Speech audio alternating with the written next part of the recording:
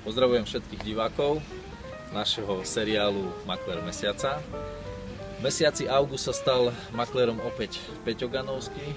Ja mu touto cestou gratulujem. Chcem sa opýtať, Peťo, ako sa ti to podarilo, lebo mal si oproti druhému miestu naozaj veľmi aj pekný náskok. Tak ja sa chcem spýtať, že nemáš odmenu pre mňa, nemáš fľašu. Fľaše si skryl v kancelárii a nechceš ju ukázať teraz ľuďom. Tak čo je také dôležité asi to, že som celé leto mákal a som sa neopaloval na pláži. Ale prakticky celé leto pršalo, takže asi to ma posunulo nejak zase hore.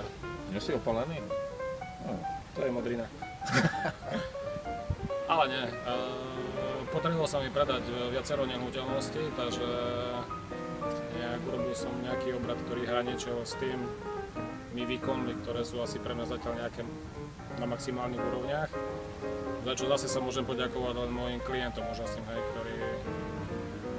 ktorí prejavia dôveru a ja ich nechcem sklamať, takže ten výsledok je tá odmena pre nich.